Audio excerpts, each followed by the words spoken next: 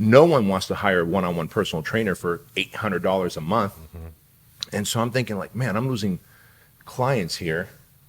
This outdoor boot camp thing that people are doing in parks, in our industry, in the fitness industry, it was always kind of looked at as like the redheaded stepchild, you know, like if you're a personal, if you're a personal trainer, you do it one-on-one. And I remember we saying, it's in the name, personal, one-on-one. Look, I got to thinking, if coaches can take Super Bowl winning teams, NFL players, and train them in a group, you don't think I can take Mrs. Jones and get 10, 20 more of her, put her in a group and train her? Classic example of resistance to change. Amen. Exactly. Exactly. So once I thought that to myself, I'm like, look, if we can train like world-class athletes in groups, we can certainly train Mrs. Jones to stop eating bonbons and get her ass off the couch. Right? So long story short, I was like, if we can just bring this outdoor boot camp indoors, now it becomes weatherproof. We can make personal training into group training and make it convenient and cost effective. That was my only concept. And we did that in 2010 after the housing market crash. Now one personal trainer can train many clients for a lower price point, but make more dollars per hour.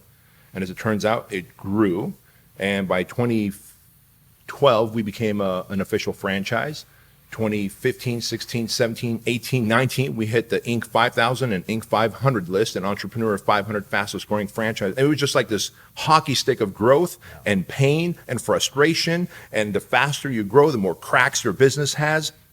I can't tell you the amount of NyQuil and Vicodin I've taken in my time just to fall asleep because the thoughts that were swirling in my head, the number of panic attacks and anxiety attacks I've had in that growth phase. See, most people just heard, holy cow, and then it was like this hockey stick growth, and he said 2015, 16, 17, 18, 19, Inc. 500, Inc. 5000, Entrepreneur Magazine's 500 fast growing franchises, but don't forget the amount of that I had to eat and how I almost lost my marriage and how my kids were distant and how my whole family walked on eggshells around me because I was just so angry because I didn't like my employees. Some of my franchisees were like, you promised us a unicorn and delivered a donkey, because anytime you grow quickly, and even the human body, we're all muscular dudes here, you get stretch marks, don't you?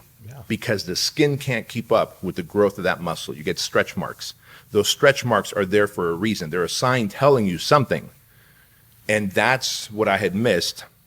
And turns out that something was to develop my leadership. Wait a minute. You're saying that once you're financially successful, life doesn't get a hell of a lot easier? No, it gets more complex, gets more challenging. You lose balance. What a concept. What do you know? Yeah, right? and you know, I know that a lot of people listening to this, if you haven't been there yet, you don't know. And it doesn't matter how many things you hear like this, because I know I heard it too. It's in all the books, man. It's in all the books. They talk about the higher you go, the more sacrifice that is required. It is a consistent. You got to depend on more people, and then you have to coach those people. And if you don't, and this just isn't in business. This is just in any area of life.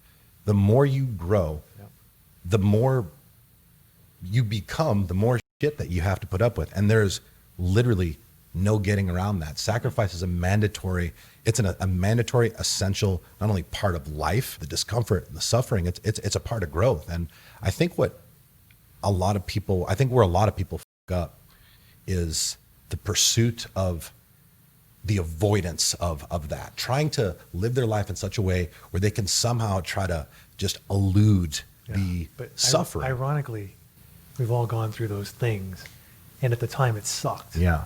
But in retrospect, when we look back, we realize that sometimes, most of the time, it's the worst of times, but it's the best of times. It's the price of admission. Character, Yeah, it's the price of admission. And obviously, we've had so many conversations these last couple of days, and I talk about this all the time on the podcast. I think it's really important for them to kind of just hear it from somebody else. But there's just no getting around it. And I would say one of the most inefficient uses of our energy is attempting to avoid the suffering that comes with growth, because it's a part of life. I mean, this is deeply instilled in history and philosophy.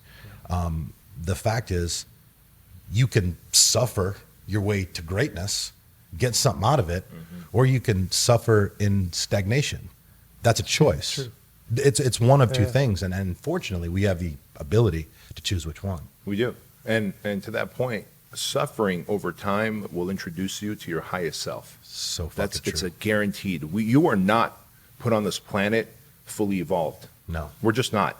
You know, if anyone reads the writings of Joseph Campbell, one of my favorite books of his is The Power of Myth. He talks about the fact that we're not human beings. You become a human being once you kill your human animal. We are emotional, instinctive, reactive human animals. We're no different.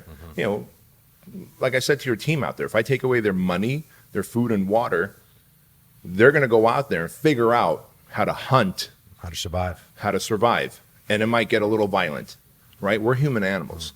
And it's only in the times like Jesus, if you want to know the story of Jesus, read The Power of Myth by Joseph Campbell. Jesus died for us and was reborn.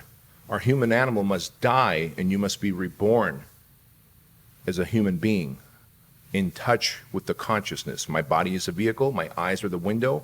I'm literally witnessing the world, and I've got my human animal under control.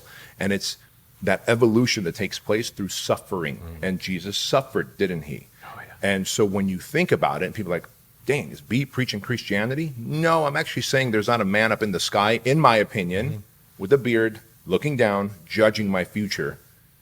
Turns out hell or heaven is right here on earth, and suffering is the price we pay to develop into the man or woman we're meant to be, to have the riches, the impact, and the influence that we're supposed to have. It's supposed to be hard.